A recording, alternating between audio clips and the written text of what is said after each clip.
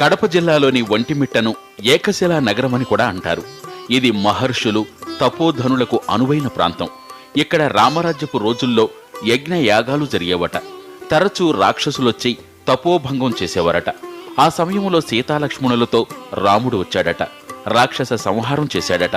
అందుకు కృతజ్ఞతగా ఇక్కడ ఏకశిలపై సీతారామ లక్ష్మణ విగ్రహాలను ప్రతిష్ఠించి పూజించారట. అందుకే దీనిని ఏకశిలా నగరమని పిలిచేవారని అంటారు.